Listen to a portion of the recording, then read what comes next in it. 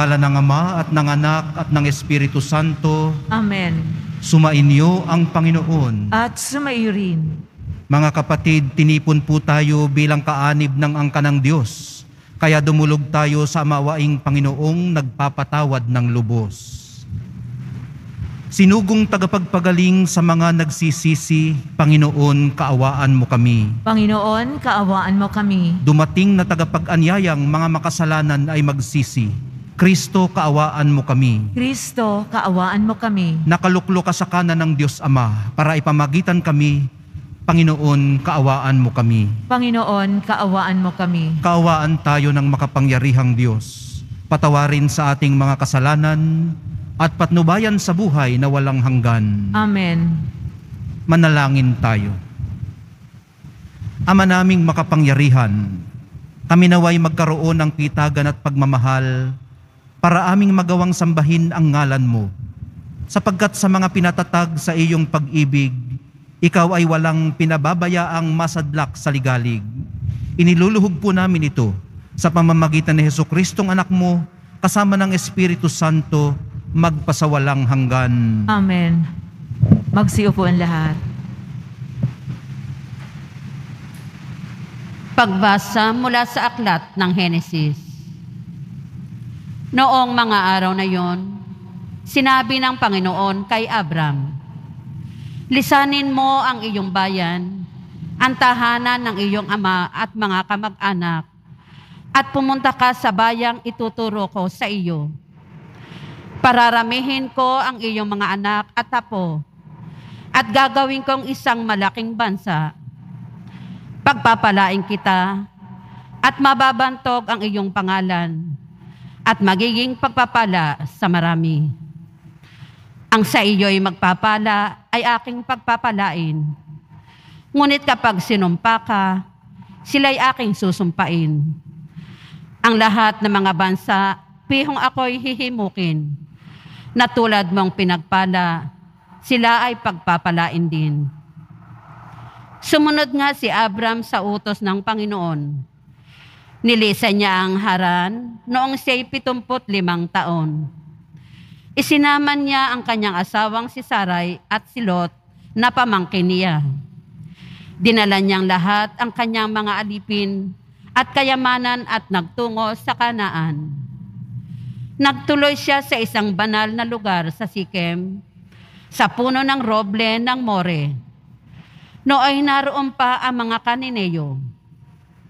Napakita kay Abram ang Panginoon. Sinabi sa kanya, "Ito ang bayang ibibigay ko sa iyong lahi."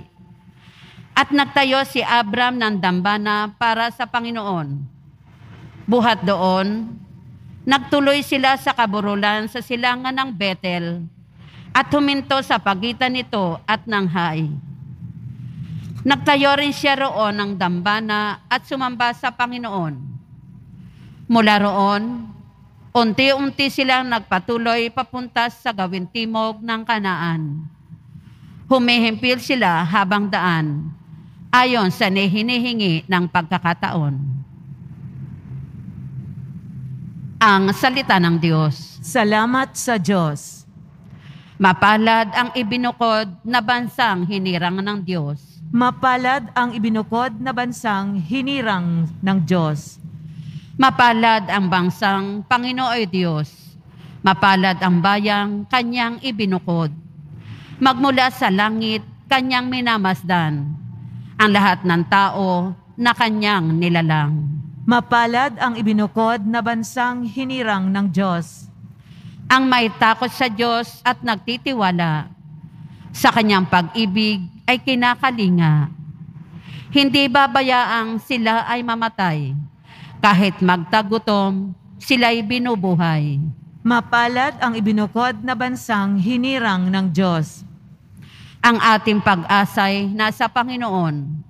Siya ang sanggalang natin at katulong. Dahilan sa Kanya, kami natutuwa. Sa Kanyang ngalan ay nagtitiwala. Mapalad ang ibinukod na bansang hinirang ng Diyos. Tumayo po ang lahat.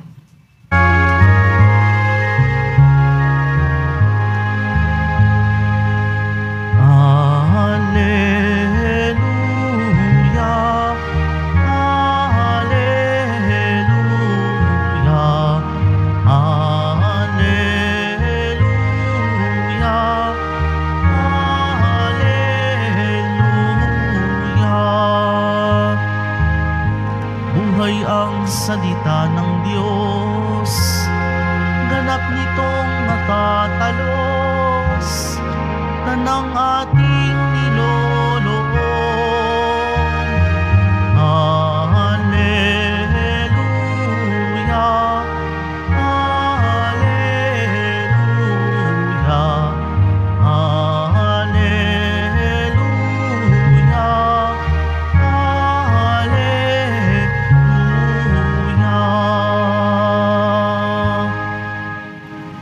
Sumainyo ang Panginoon. At sumayo rin. Ang mabuting balita ng Panginoon ayon kay San Mateo. Papuri sa iyo, Panginoon. Noong panahong yun, sinabi ni Jesus sa kanyang mga alagad, "Huwag ninyong hatulan ang inyong kapwa upang hindi kayo hatulan ng Diyos. Sapagkat hahatulan kayo ng Diyos ayon sa hatol na inihahatol ninyo sa iba. Ang panukat ninyo sa iba ay siya ring ipanunukat sa inyo. Bakit mo nakikita ang puwing sa mata ng iyong kapatid, ngunit hindi mo pinapansin ang puwing mong gatahilan sa iyong mata? Paano mong masasabi sa iyong kapatid, halika't aalisin ko ang puwing mo, gayong katahilan ang nasa mata mo? Mapagpaimbabaw. Alisin mo muna ang puwing nagatahilan, at sa gayoy makakakita kang mabuti at maaalis mo ang puwing ng iyong kapatid." Ang mabuting balita ng Panginoon. Pinupuri ka namin, Panginoong Heso Kristo. Magsiupo ang lahat. Magandang umaga po ng Lunes sa inyong lahat. Sinisimulan natin ang ating araw ng pagtatrabaho sa pamamagitan ng pagdarasal, pati na rin ang ating buong linggo ng pagtatrabaho. Paano man kayo dumating, sa malayo man kayo nanggaling o sa malapit, ano man ang inyong iniluluhog at inilalapit sa mahal na poong Jesus Nazareno, tinitipon natin at inaalaala, pati na rin yung naghabilin sa atin ng kanilang mga idinadalangin. Tungkol po sa pagtalima o pagsunod ni Abram na magiging Abraham sa kalooban ng Diyos, ang ating unang pagbasa. Nasa Genesis po tayong muli. Hinarap po ni Abram ang takot. Kung inyong maalala kahapon, ito ang tema ng ating mga pagbasa. Huwag kayong matakot. Si Abram ay hinarap ang takot ng kawalang katiyakan. Iniwan ang kinasanayan, ang lupang kanyang tinubuan, para pumunta sa lupang pangako, bunsod ng pagsunod niya sa kalooban ng Diyos. Ganito rin po ang hamon ng mahal na poong Jesus Nazareno sa ebanghelyo natin ngayon. Ang matapang na pagdesisyon ng alisin muna ang sariling puwing sa mata bago punahin ang puwing ng iba. Pinupurify po kasi nito ang motivation natin sa pagpuna at nililinaw kung saan ba nanggagaling ang ating pamumuna. Kung ito po ba ay hindi nanggagaling sa sarili nating bias o dala ng malinis na hangarin, tinatawag natin na constructive criticism. Yun namang isa, yung nanggagaling sa sariling bias, mas mabigat dyan kung ang ginagamit nating pamantayan ay ang sarili nating, yung tipong, ako nga yung ganun, ano? Kung bakit titingin tayo sa taas ng ating balikat nang may tinatawag na contempt. Ako nga nagsisikap din ikaw pa kaya?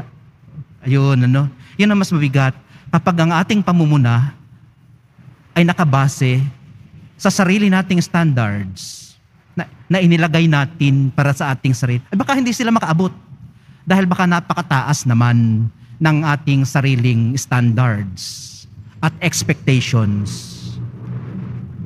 Pero mga kapatid, hindi po natin maaalis ang personal bias. Imposible po yan. Maging ang pagtingin natin sa puwing ng ating kapwa ay may filter din.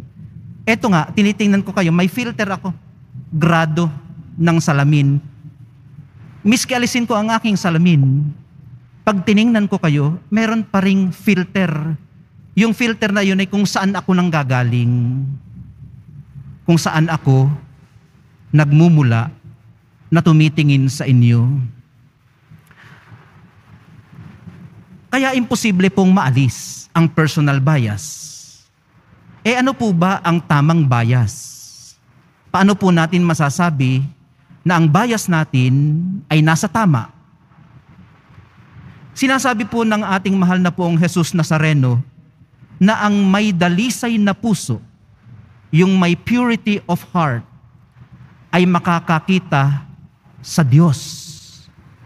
Makikita ng may purity of heart ang presensya ng Diyos. At makakakita ito ng matuwid. Paano nga po tayo makakakita ng matuwid? Ayon po kay Hugh of St. Victor, love is the eye. Ulitin ko lang po Love is the eye.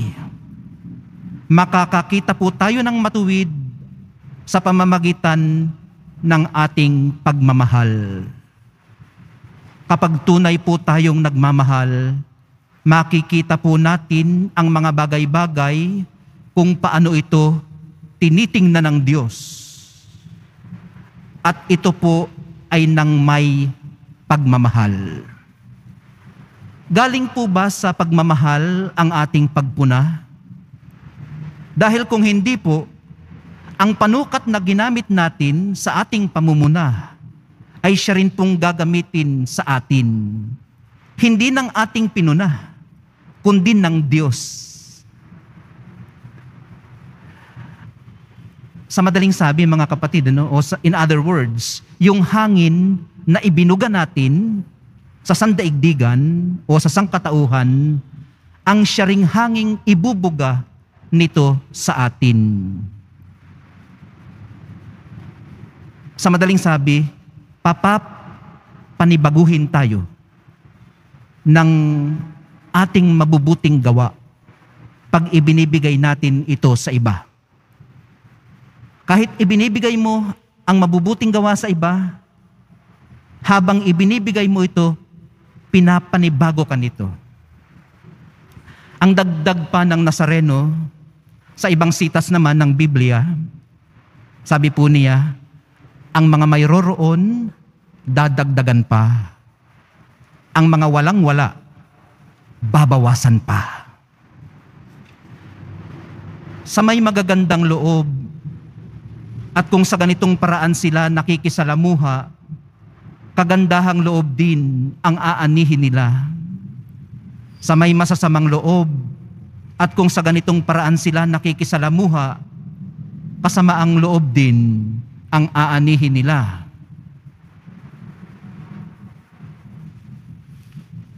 O ay paano ngayon yung sinasabi na naparito siya para sa mga makasalanan? Kung ganito, di parang totoo yung sinasabi na mata sa mata at ngipin sa ngipin. Ano natin ito iintindihin? Buddhist ba tayo at sinasabi natin ganito, law of karma? Hindi ba kung Kristiyano ka, ang itinuturo sa atin na parito siya para sa mga makasalanan? Sino ba yung mga makasalanan? Hindi ka naman basta magkakasala purely galing sa kasamaang loob. Sinasabi ng ating mga pagbasa na wala namang pure na masamang loob. Kung paanong walang perpektong mabuti, sa kasamaan, wala ding perpekto. Kaya po, ang ating pag-asa bilang mga Kristiyano ay naandoon pa rin, nakakapit, nakaangkla sa katotohanan na kung minsan, oo, meron tayong kasamaang loob. Pero kung minsan naman, at yun ang basic sa atin, innate sa atin, ay ang kabutihang loob. Ang tanong natin noong nakaraang linggo, sino ang magwawagi doon? Alin ang mananalo? Yung bang kasamaang loob o yung kabutihang loob mo? Ang mananalo doon ay kung alin ang ine-entertain mo ng mas malimit sa araw-araw. Mga kapatid, kung ang pagpuna po ay nanggagaling sa pusong dalisay, alam na nga natin na wala tayong pusong dalisay. May karapatan ba tayong pumuna? Sabi ni Jesus, ayusin mo muna sarili mo bago ka pumuna. Magsusumikap tayo ngayon na magkaroon ng pusong dalisay. Ano ba ang nagpaparumi sa puso? Kasalanan. Kasalanan. Nalilinis ang puso. Nandyan lang ang ating mga pari, naghihintay sa confessional, sa pagbabalik loob natin sa Panginoon.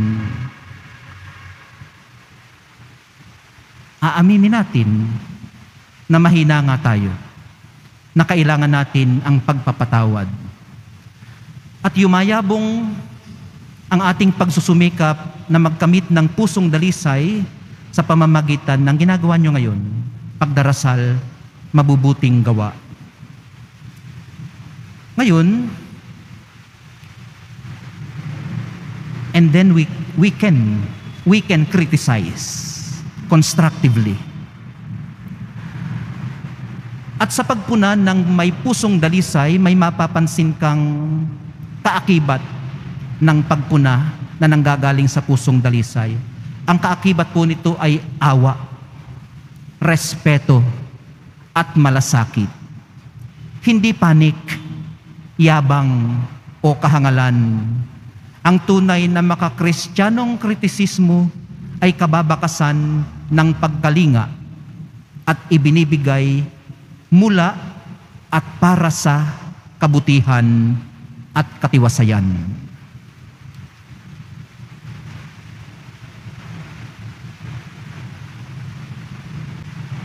Tumayo po ang lahat.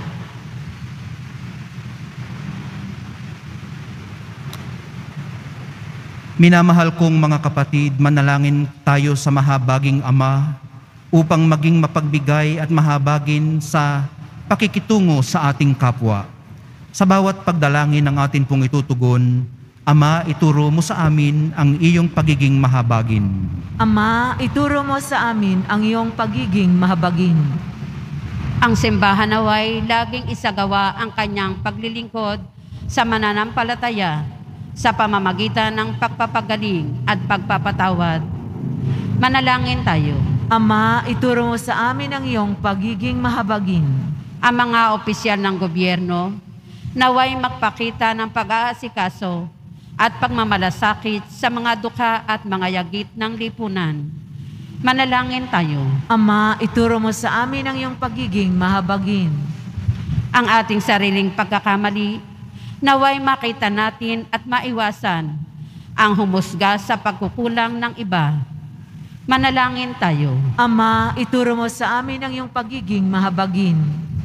Ang mga may sakit at mga nalulumbay at mga may kapansanan, naway makatagpo ng lakas at kagalingan.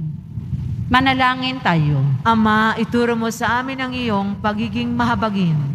Ang ating mga mahal na kamag-anak at kaibigang yumao, naway tumanggap ng kapayapaan at walang hanggang kaligayahan. Manalangin tayo. Ama, ituro mo sa amin ang iyong pagiging mahabagin. Mahabaging Ama, dinadala namin sa iyo ang mga panalangin at mithiin na nagpapahayag ng aming pangangailangan at pag-asa. Hinihiling po namin ito sa pamamagitan ni Kristong aming Panginoon. Amen. Magsiupo ang lahat.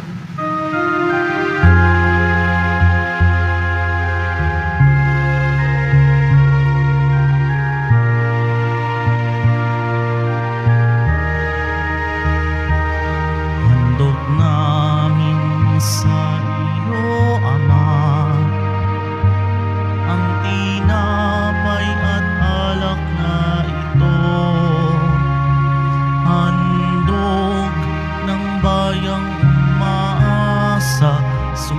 samba't nagmamahal sa'yo.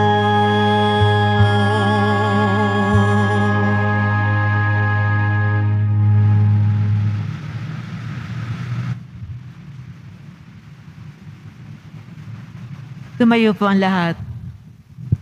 Manalangin po kayo mga kapatid upang itong ating paghahain ay kalugdan ng Diyos Amang makapangyarihan. Tanggapin nawa ng Panginoon itong paghahain sa iyong mga kamay, sa kapurihan niya at karangalan, sa ating kapakinabangan at sa buong sambayanan niyang banal. Ama naming lumikha, tanggapin mo ang aming paghahain ng papuri sa iyong kabutihan sa amin. Sa dulot nawa nitong kadalisayan, kami naway makapag-alay ng iyong kinalulugdan sa pamamagitan ni Jesucristo kasama ng Espiritu Santo magpasawalang hanggan. Amen. Sumainyo ang Panginoon. At sumaiyo rin. Itaas sa Diyos ang inyong puso at diwa. Itinaas na namin sa Panginoon. Pasalamatan natin ang Panginoong ating Diyos. Marapat na siya ay pasalamatan. Ama naming makapangyarihan, tunay ngang marapat na ikaw ay aming pasalamatan. Sa iyong paglingap at kagandahang loob, ang tao'y nilikha mo't pinapangasiwa sa sansinukob. Sa hangad mong siya'y iwastong lubos, siya'y pinagdusa mo sa kanyang pagtalikod. Sa iyong paggiliw, iyong ipinahintulot na makabalik siya sa pamamagitan ni Kristo Jesus. Kaya kaisa ng mga anghel na nagsisiawit ng papuri sa iyo, nang walang humpay sa kalangitan, kami nagbubunyi sa iyong kadakilaan. Santo, Santo, Santo, Panginoong Diyos ng mga hukbo, napupuno ang langit at lupa ng kadakilaan mo, o sana sa kaitaasan. Pinagpala ang naparirito sa ngalan ng Panginoon, o sana sa kaitaasan. Lumuhod ang lahat. Ama naming banal, ikaw ang bukal ng tanang kabanalan, kaya't sa pamamagitan ng iyong Espiritu, gawin mong banal ang kaloob na ito, upang para sa amin maging katawan at dugo ng aming Panginoong Hesukristo. Bago niya pinagtisang kusang loob na maging handog, hinawakan niya ang tinapay, pinasalamatan kaniya, pinaghati-hati niya yun, iniabot sa kanyang mga alagad at sinabi, tanggapin ninyong lahat ito at kanin, ito ang aking katawan na ihahandog para sa inyo.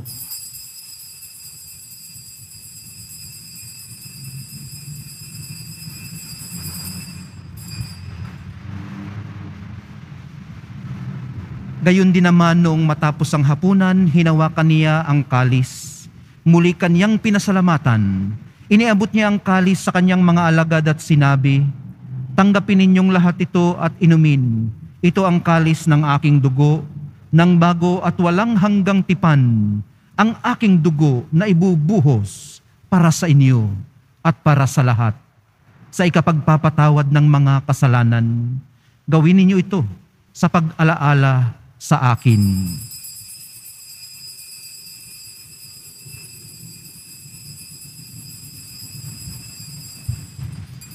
Tumayo ang lahat. Ipagbunyi natin ang misteryo ng pananampalataya. Si Kristo ay namatay, si Kristo ay nabuhay, si Kristo ay babalik sa wakas ng panahon.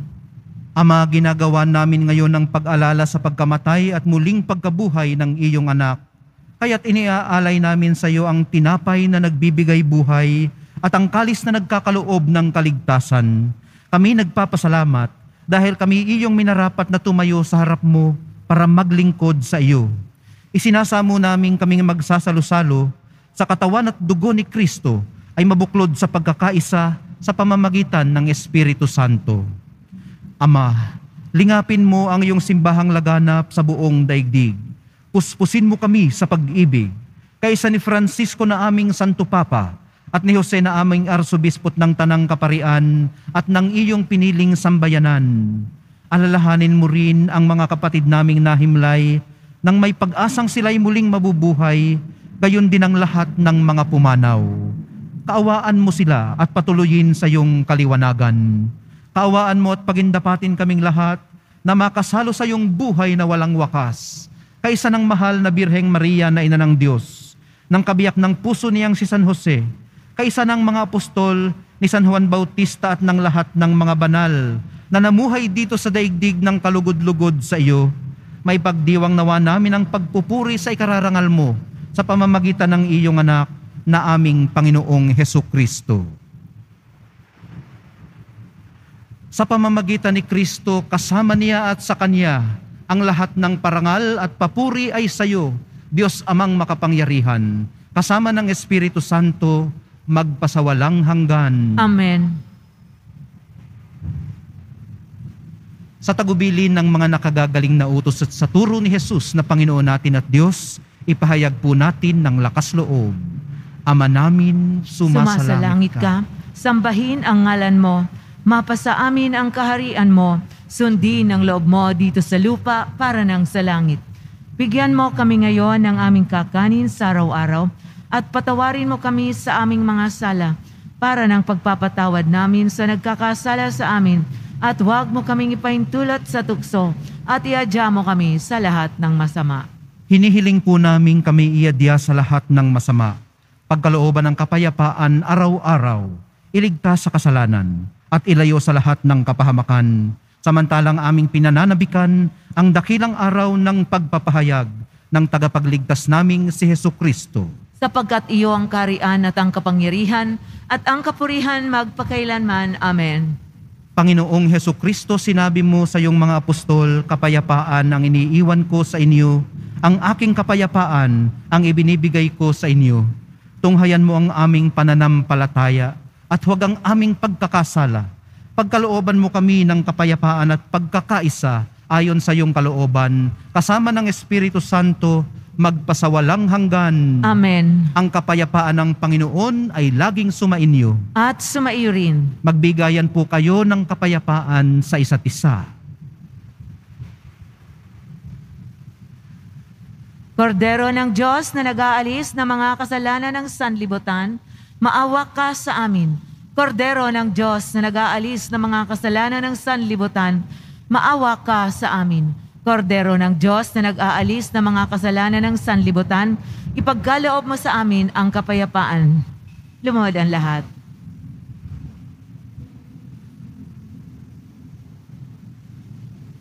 Ito ang kordero ng Diyos na nag-aalis ng mga kasalanan ng sanlibutan.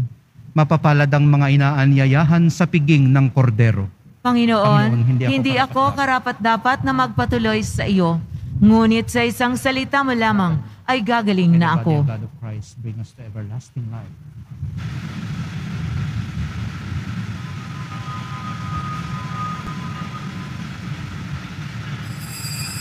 Para sa lahat ng tatanggap ng banal na komunyon, sasagot po tayo ng amen pagkasabi ng paryo ng lay minister ng katawan ni Kristo at isubo agad sa bibig bago umalis sa harapan ng paryo ng lay minister.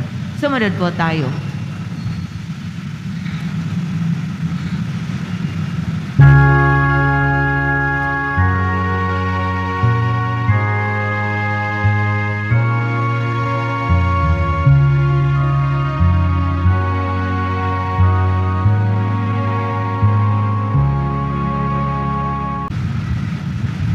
Manalangin tayo. Ama naming mapagmahal, kaming nakinabang sa katawan at dugo ng iyong anak, ay sumasamo sa iyong habag upang ang aming taimtim na ginanap ay maging pagtanggap namin sa tiyak mong pagliligtas. Sa pamamagitan ni Hesukristo kasama ng Espiritu Santo, magpasawalang hanggan. Amen. Sumainyo ang Panginoon. At sumaiyo rin. Mahal na poong Jesus Nazareno, inihayag mo sa pamamagitan ng krus ang walang maliw na pag-ibig ng Diyos sa sangkatauhan. Pakinggan mo ang kahilingan ng iyong angkan na nagsusumamo sa iyo. Makamtanawa nila ang iyong katugunan at tanggapin ang kasagutan na may utang na loob na tinatanaw. Basbasan din po ninyo at pagpalain ang kanilang mga pinasasalamatan, idinadalangin at pinagsusumikapan sa araw-araw, pati na rin ng mga daladala nilang imahen at dasalan. Sa pamamagitan ng bendisyon na ito, naway maalala nila ang mga pangako nila noon sa binyag, na ikaw ang kanilang iibigin at paglilingkuran bilang Panginoon, magpasawalang hanggan. Amen. At pagpalain kayong lahat at ang inyong pamilya at mga komunidad ng makapangyarihang Diyos, Ama, Anak, at Espiritu Santo.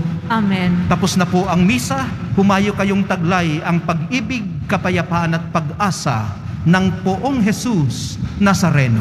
Salamat sa Diyos.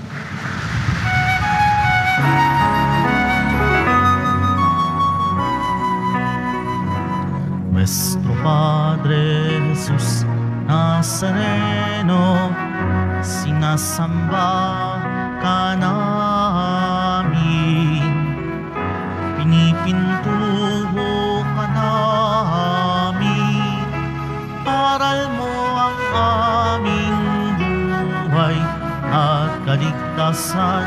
Nuestro Padre Jesus Nazareno, iligtas mo kami sa kasalanan. Ang krus mong kinamatayan ay sagisag ng aming kaligtasan. Nuestro Padre Jesus Nazareno, dinarangal ka namin.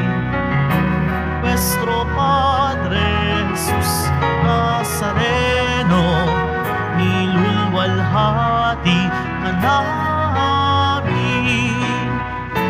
Nuestro Padre Jesus Nazareno, dinarangal ka namin.